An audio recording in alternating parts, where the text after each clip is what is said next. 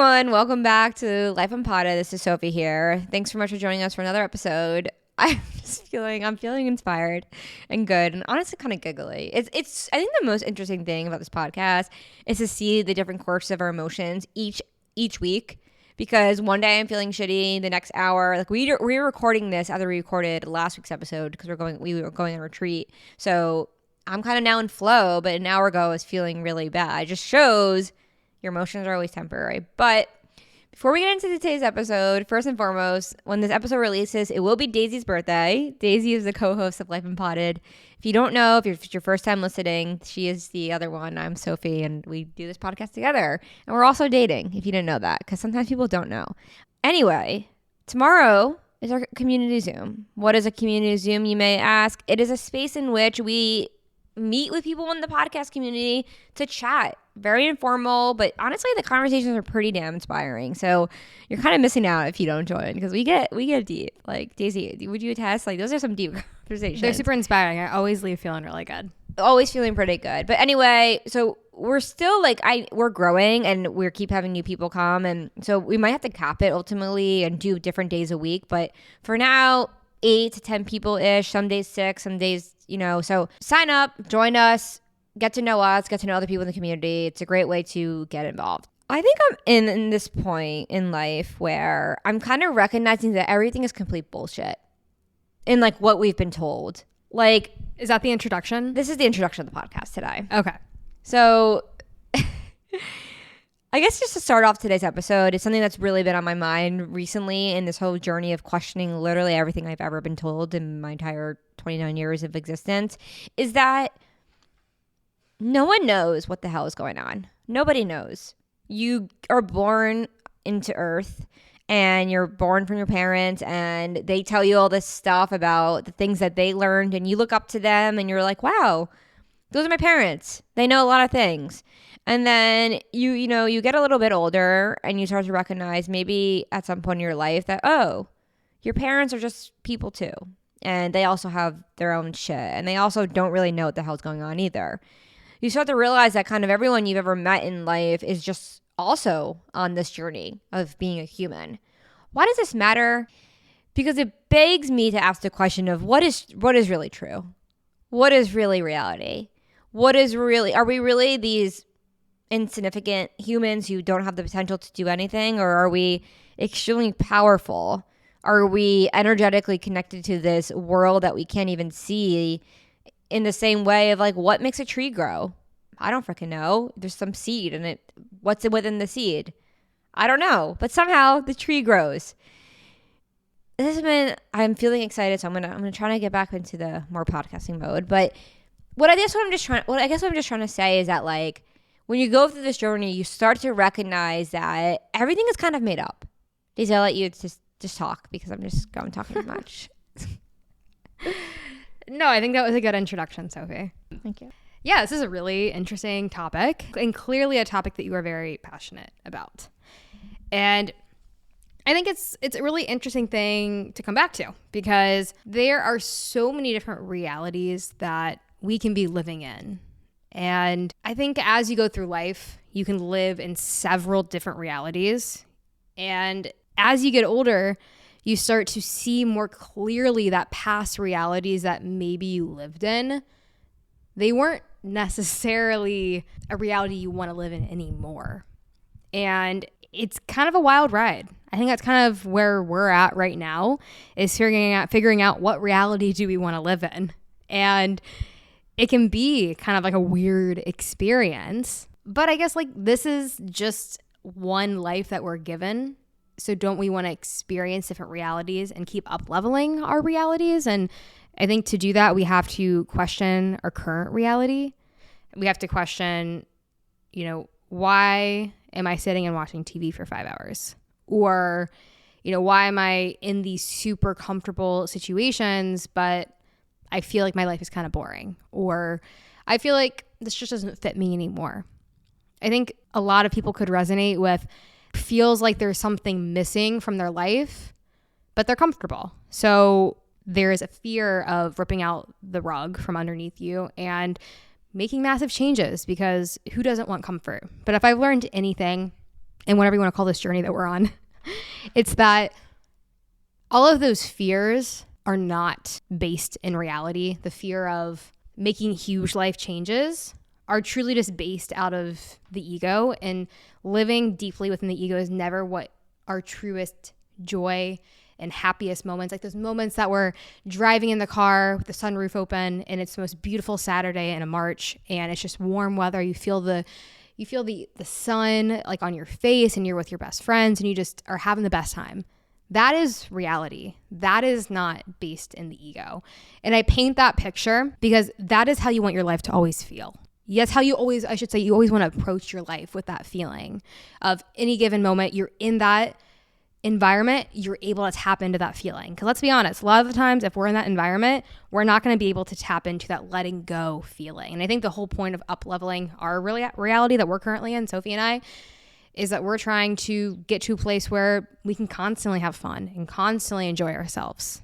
That's the risk of going down a different path that isn't very clearly paved, that has twigs and an unpaved path.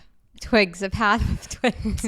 Very agree. I don't even know what that I envision with that. But I think the point kind of here is that through this journey, like, I really recognize that every single thing I ever thought was not true in every regard. This illusion that life has to be so hard and that you have to save all this money to retire and you have to work at this certain job and you have to go down this path and you have to get married at a certain age and you have to do all these things, and there's no way that you can be successful if you don't go to graduate school, or all these ideas and concepts that are just that, ideas and concepts.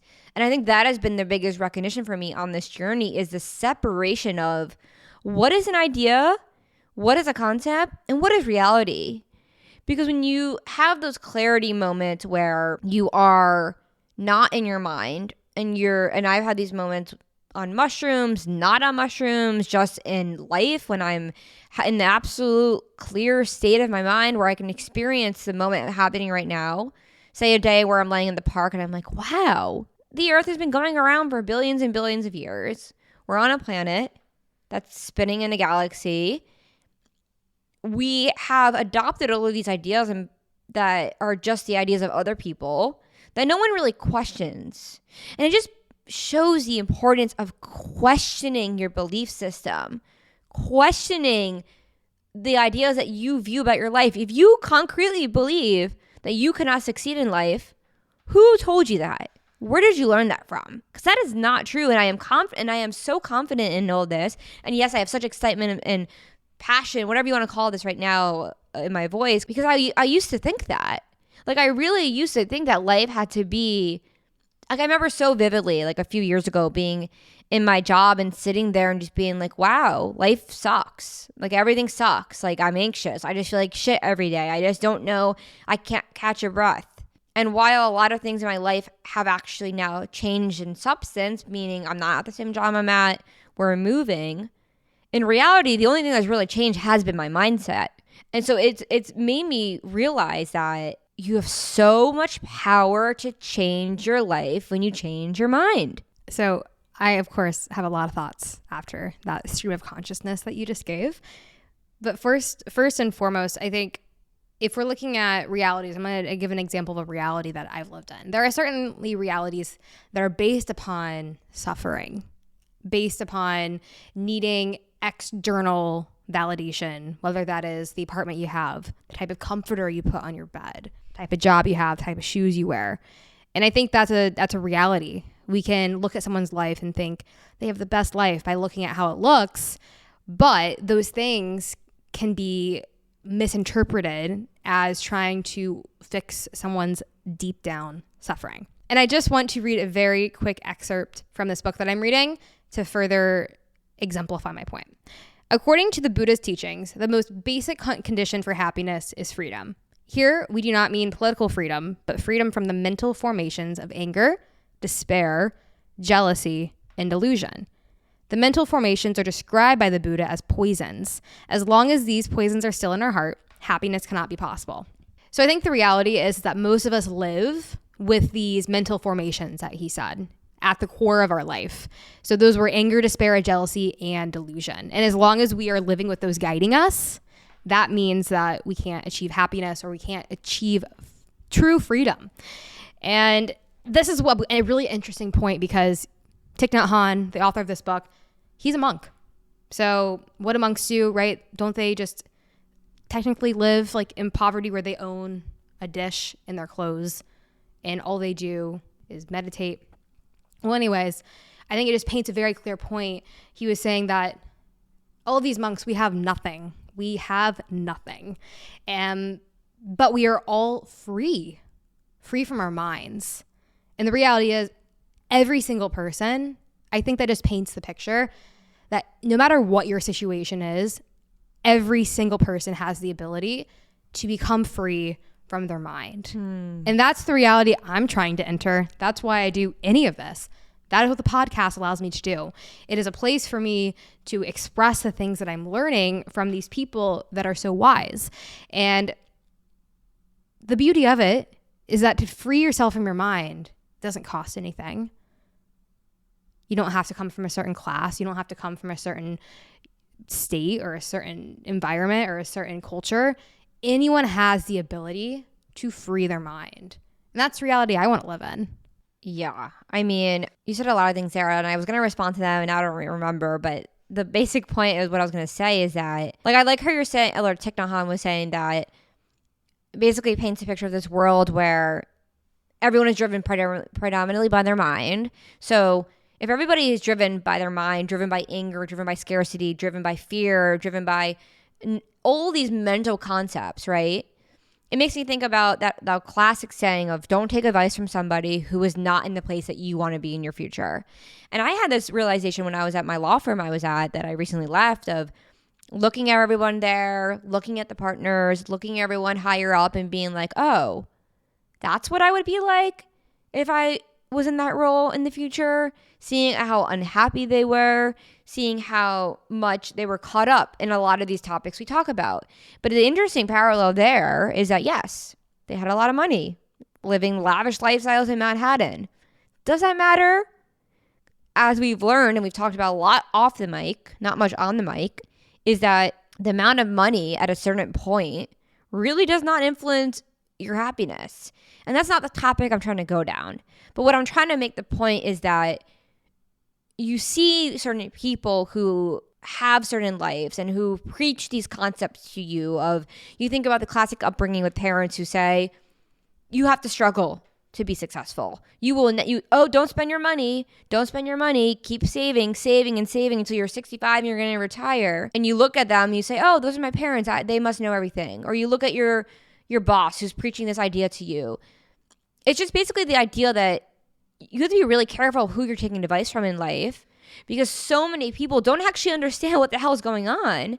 And I'm not saying that I do, but what I'm saying is that I once was, a year ago, living in a place of suffering, of all the time, of anxiety, of never really understanding my grip of how to really stand still in this earth, in this world that was so much chaos. And I've gotten to a point now where it's not that these emotions don't arise, but I've gained so much more control over my mind. My mind is no longer controlling me in the way it once was. But when you look at people who you are getting those advice from, or who are telling you all these things, or these narratives, or these lies, and it's not to create this picture of these people are conspiracy theories and they're theorists and they're lying to you. It's that they don't even know themselves because they're so caught up in their mind. So it's just like the importance of questioning the beliefs that you've been told throughout your whole life, because you reach a point in your journey in adulthood where you start to recognize, oh wait, why am I listening to that idea again? Is that really what I believe? And what I think I'm realizing right now on this journey is figuring out what Sophie, as my name, what does Sophie really believe? What do you, the listener, really believe about this life? What do you believe about your capabilities? What do you believe about what you can achieve? What do you think about where you go when you die? Not about what you've been told, but what do you think? And I think creating that connection with yourself, silencing the noise from the world, that is very mind driven can lead to a very powerful transformation in recognizing that a lot of the things I thought about life weren't true. And it isn't actually as hard as I thought. So it's really interesting. I think I'm continuing to draw from past realities that I've been within. I think one of my past realities that I lived in was money matters more than anything else. And I think being in a place like New York, it's a really good example of seeing this. For example, I think when you are, say, living in a place that's so fast paced, you don't love your job, but say you're making good money from it, and that justifies working a job that, you know, whatever, you spend 40, 50 hours of your week doing it, but it allows you to be comfortable and it allows you to be able to do nice things. And there's nothing wrong with that at all. But I think if you are someone who's in that position and you feel lukewarm or you feel kind of numb or you feel kind of empty, it's easy to get caught up in thinking, oh, I make more money, I'm going to be able to go on a nicer vacation. I'm going to be able to stay at a nicer hotel and have more luxury. And that's going to be the way that I find true happiness. And that's the slippery slope. Because sure, if you're working a job that you don't like resonate with or don't love, but you're able to find other habits, hobbies, and things that you love and you feel fulfilled, then that's fantastic. But I think if you're in a place where you are in this position, but you feel like you're suffering and you think your solution is going to come from making more money, having luxurious experiences or having really nice experiences without being able to look at your internal environment and be at peace, like Thich Nhat Hanh said, having true freedom in your mind. No luxury hotel is going to free you from your mind and allow you to have that true freedom. So that doesn't mean you need to make any rash decisions, but it means start to look inward because that's where true freedom comes. And you can't mistake exciting external experiences as the final be-all solution to feeling better because they might make you feel more empty. In the book I recently started reading by Wayne Dyer, I started it yesterday and I honestly don't remember the name, but I think it's Manifestation something.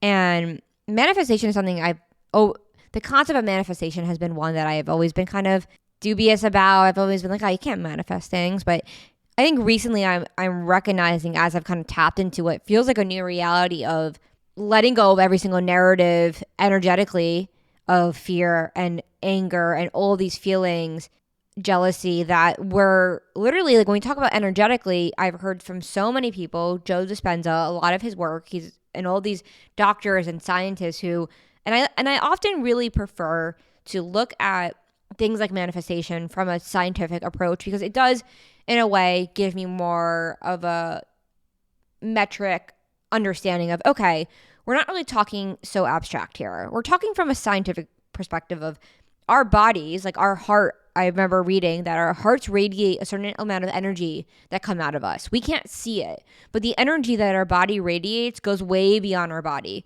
And that's kind of why, you know, when someone walks into a room, you know right away how they're feeling. Like you can feel that extreme, oh, this person. My mom just got home and she's pissed today. I can feel that. She didn't say anything, but I can feel that. Why? Because our bodies radiate energy. And learning about this from a scientific standpoint, and now Wayne Dyer in the book, I don't know if it's Dryer or Dyer, so I will let you guys know. I'll follow up with this. But what he talks about is kind of like this stage of adulthood, this stage of awakening that you can kind of go down. The first stage being very ego driven. I am so obsessed with what I'm wearing, how I'm coming off to people, what people view me as, how much money I have, class. Then he talks about the next stage. You've kind of moved out of my external form, but you're still now focused and you're moving to the more competitiveness. How competitive I am in my job? How much money am I making? Like comparing yourself to others.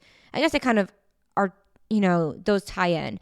But I'm not going to go too much into the stages, but the point that he makes, and it is clear from both of our journeys, is that you start from stage one, which is how you're kind of raised in this consumerist world, especially in the Western world where we are.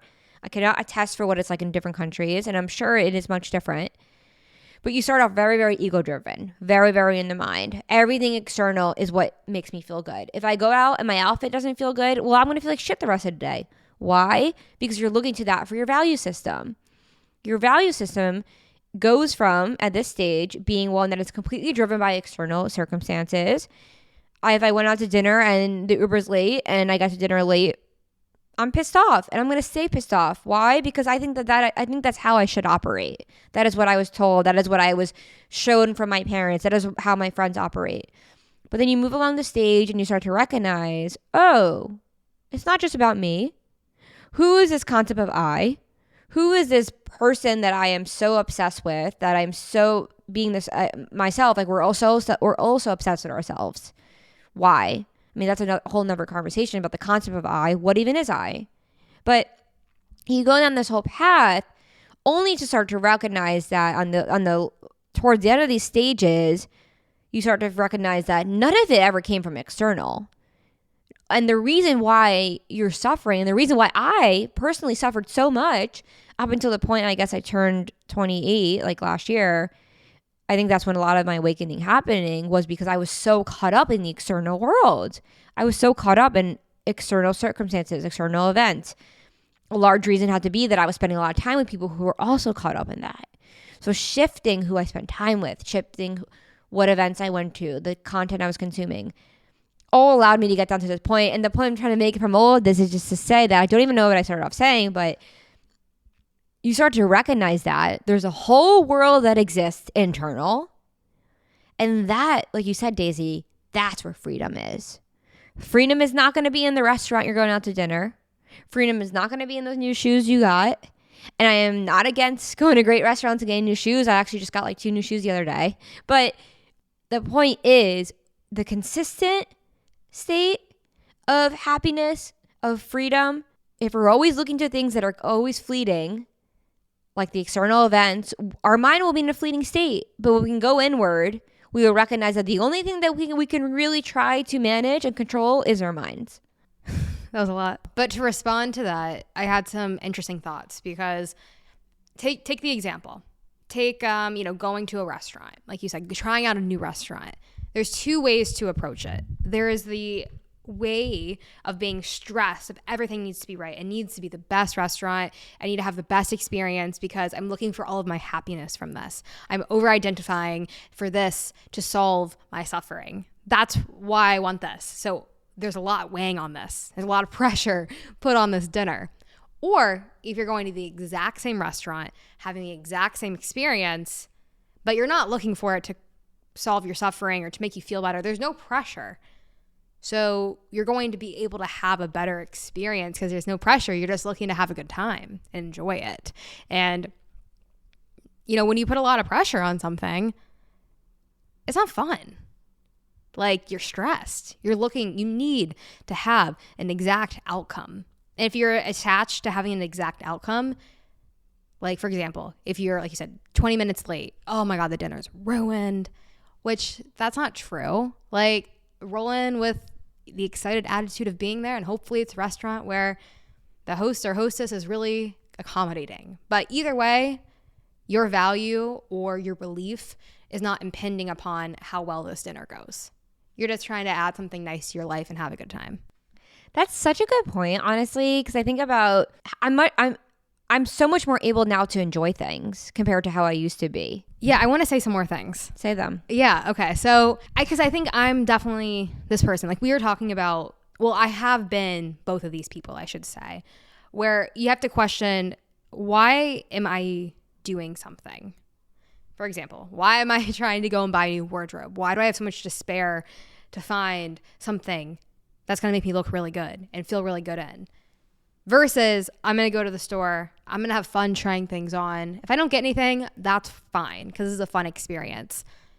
If you put a lot of stress on something, it's just not going to work. It's going to be stressful. And you can take things that could be enjoyable and make them stressful because you're looking for them to fix things deep down. And I used to fall into this cycle, and I even fall into it still today. And I think a really good thing to know is if you start feeling like something outside of you is something that you need, like you're like, oh my God, I need to move to a different city right now because my life sucks and my life's gonna be perfect when I move to this city. Or when you're like, oh, like my job, I have to leave my job and start a new one. It's like, let go of that urgency because that is putting pressure on something to solve all of your issues. And you can't go about with that mindset and have consistent happiness because you're really not free from, going back to Thich Nhat Hanh, you're not free from the pressures of your mind, of these things creeping in, of like despair.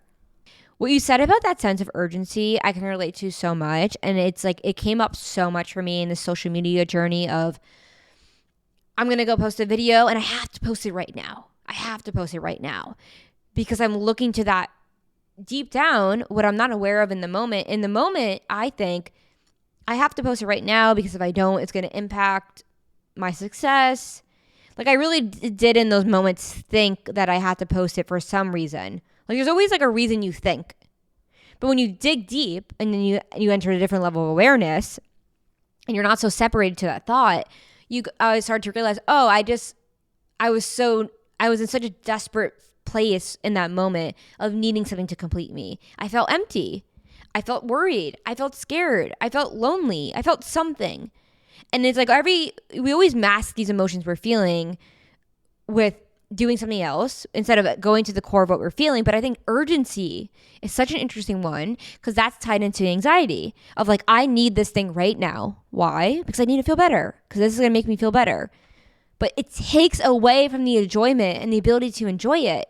So I think like with everything we say, it's not about not posting on social media. It's not about not going out to that dinner, but it's about recognizing of how can you mindfully enjoy these things. Yeah, urgency is a close cousin of stress. And those two things do not equal creativity.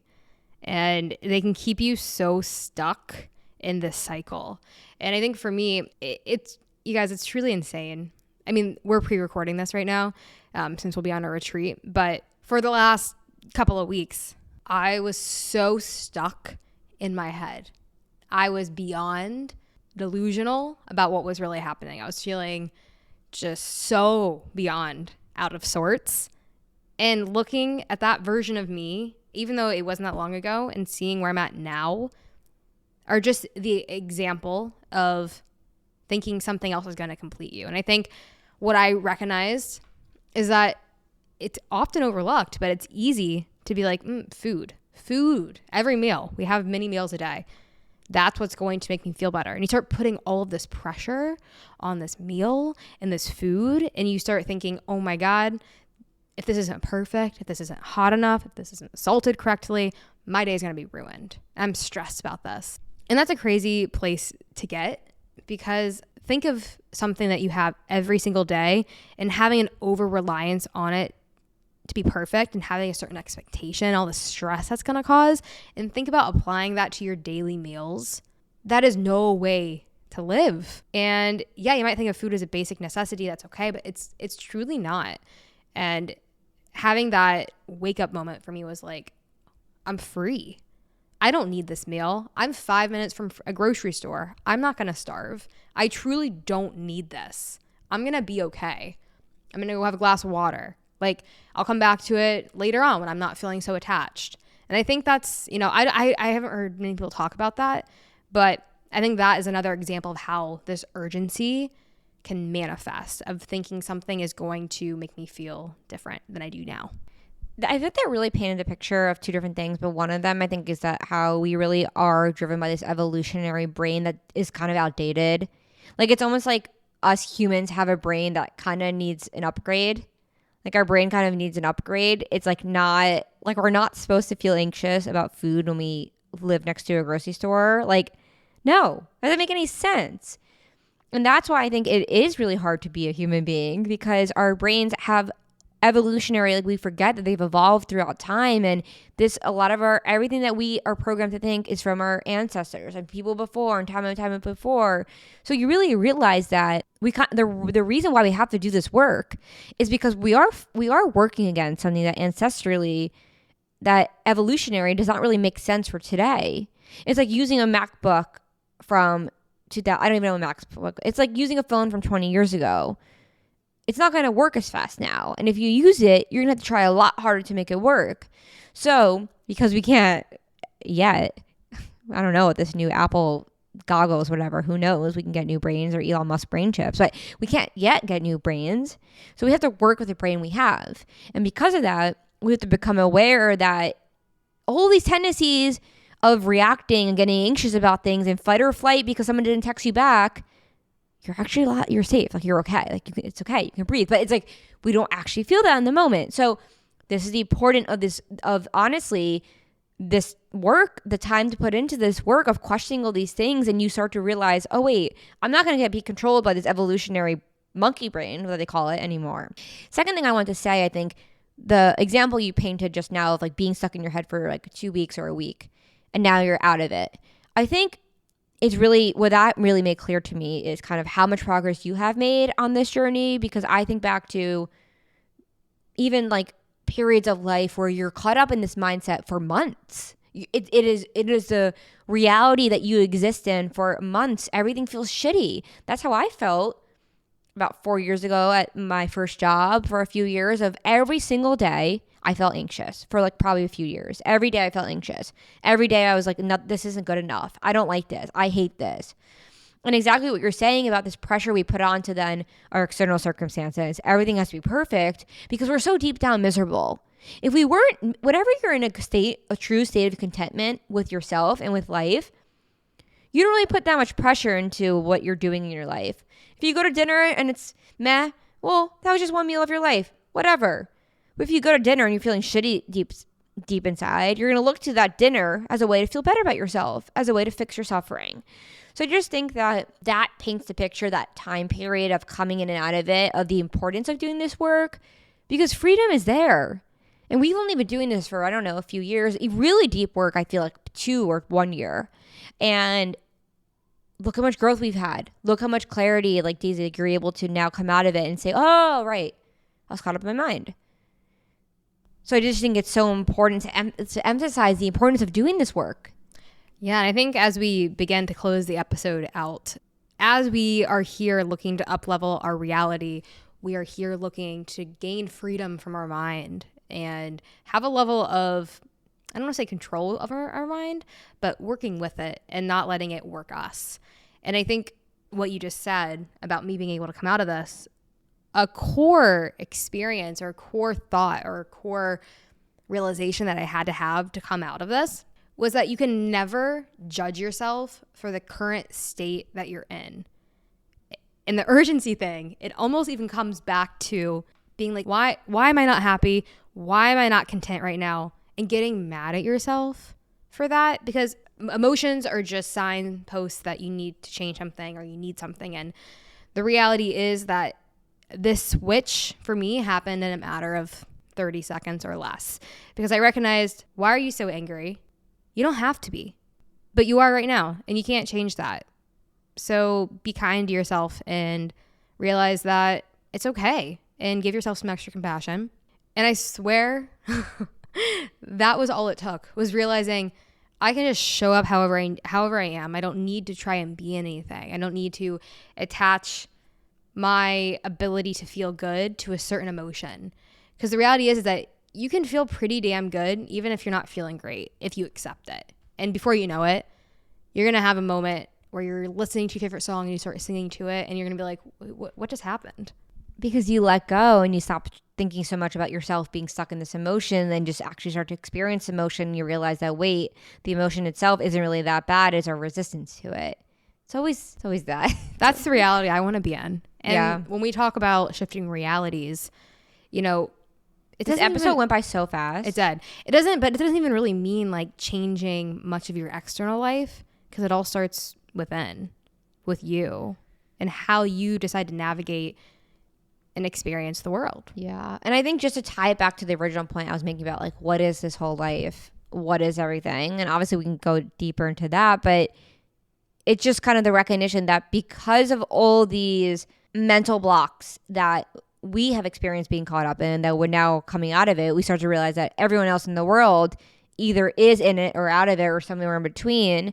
So it's just important of questioning the things you've been told by those other people who are also caught up in their mind. Because if they're caught up in all these mental constructs and all these concepts and beliefs and fear and scarcity and anger and whatever, and they're not really connected with themselves internally, then how can what they're saying be true, right? So it's just the importance of thinking for yourself. And as you start to create this inner world, and you construct this inner world of love and happiness within you, you're going to realize that you don't need to really look to other people for that. No matter what, and no matter what they say, you're gonna be able to look to yourself for the answer. I know that answer is the truth. How freeing is that? Really freeing. This episode was incredible.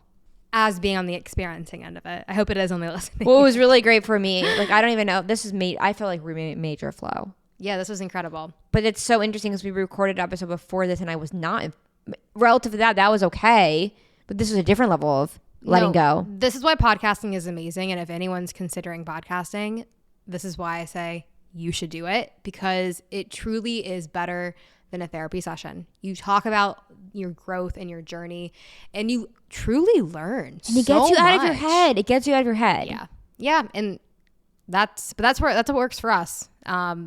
So I'm just happy we're here and able to do this.